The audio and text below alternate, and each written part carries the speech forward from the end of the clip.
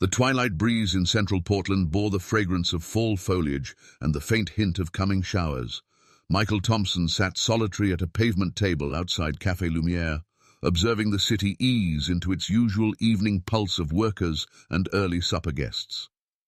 At 62, he had come to cherish these tranquil pauses between appointments, when the pressures of managing Thompson Enterprises seemed to dissolve into the backdrop. The fettuccine marinara lay half-eaten on his dish.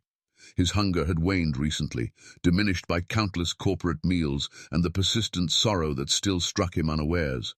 It had been 2 years since Eleanor's departure, and though the raw pain of loss had dulled, lone dinners still felt hollow. Michael glanced at his timepiece, a classic Patek Philippe that Eleanor had gifted him for their silver anniversary. The board session wasn't until the next morning, and his hotel suite offered little allure. He had grown fond of prolonging these modest joys, finding solace in watching the vitality that pulsed around him on the bustling avenue. A young woman neared the cafe's alfresco seating, stepping cautiously as if bearing delicate treasure. She cradled an infant tightly to her chest, swaddled in what seemed a hand-woven shawl. Her auburn hair was tied back in a neat bun, and her attire, though tidy, bore signs of trying times. Michael observed as she lingered near the eatery's entrance, her gaze sweeping the outdoor patrons with a blend of optimism and caution.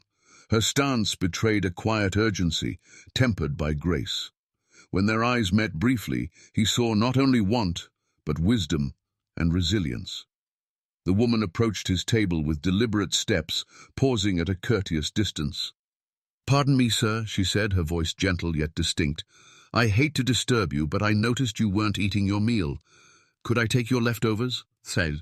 A query lingered in the twilight air between them. Michael had been asked for cash many times over the years, but never quite this way. There was no boldness in her plea, no deceit, just honest necessity expressed plainly.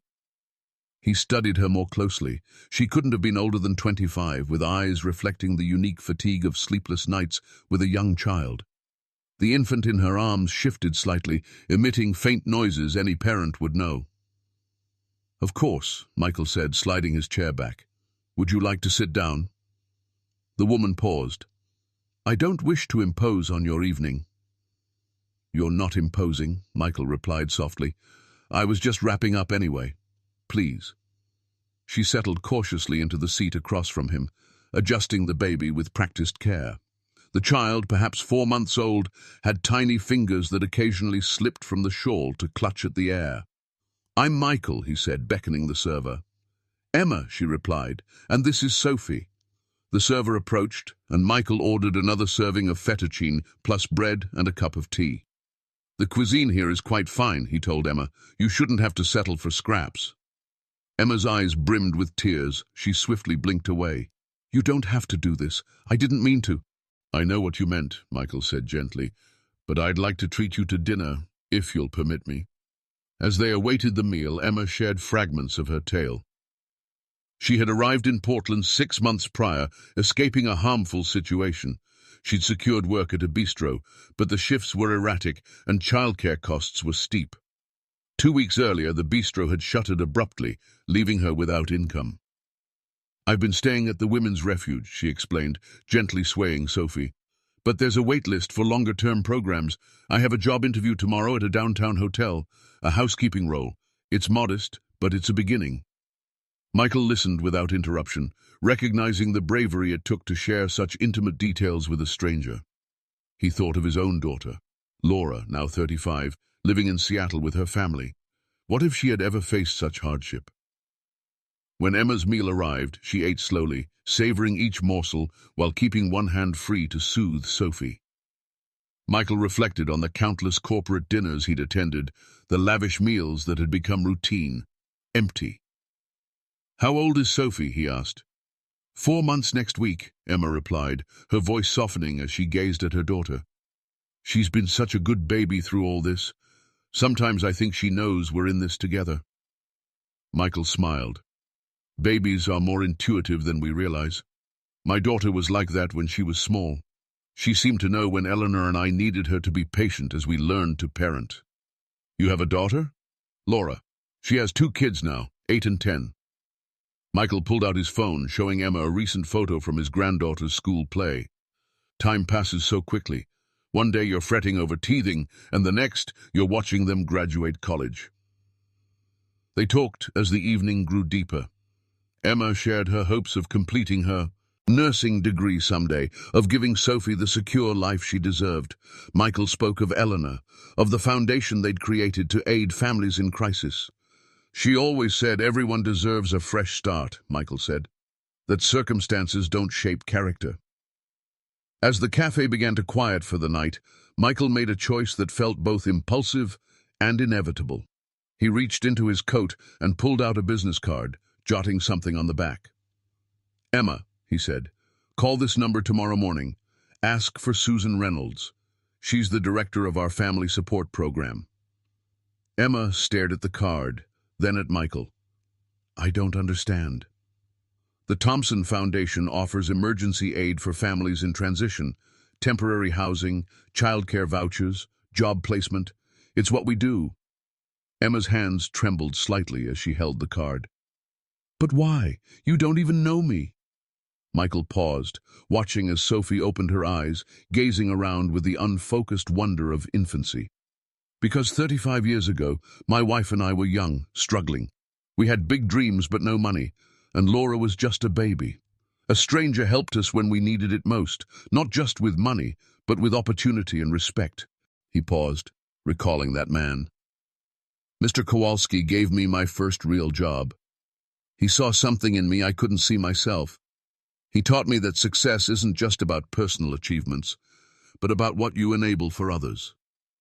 Emma wiped away tears that had begun to fall freely. "I don't know what to say." "Say you'll call Susan tomorrow. Say you'll let us help you get back on your feet." "I will," Emma whispered. "Thank you." As they prepared to part, Michael watched Emma gather her things with careful attention to Sophie's comfort. There was something profound in witnessing a young mother's devotion, how love could endure and even thrive in the toughest times. "Emma," he said as she stood to leave, "that job interview tomorrow, what time?" 10 o'clock, at the Marriott downtown." Michael smiled. "The general manager there, John Carter, is an old friend. I'll call him tonight, not to promise anything," he added quickly, "but to ensure they see what I saw tonight, someone with strength and determination." 6 months later, Michael received a handwritten note at his office. Emma had secured the hotel job and, with the foundation's help, had moved into a small apartment near Sophie's daycare. She was taking evening classes toward her nursing degree and included a photo of Sophie now sitting up, smiling at the camera. "Mr. Thompson," the letter read, "I often think of that evening. You showed me that asking for help isn't shameful, and accepting kindness isn't weakness. But mostly you showed me there are still people who see others as family, not strangers. I hope one day I can pass on what you gave me. Not just the practical aid, but the reminder that we're all connected, that we all matter." Michael folded the note carefully and placed it in his desk drawer beside Eleanor's photo.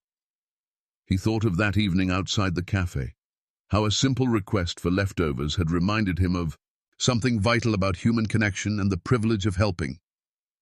That night, he called Laura in Seattle. "I've been thinking about your mother's favorite saying," he told her, "about everyone deserving a fresh start." "What about it, Dad?" "I think she'd have added something.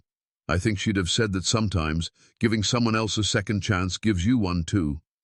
As Michael gazed out his office window at the city lights below, he reflected on how the most meaningful moments often came unexpectedly.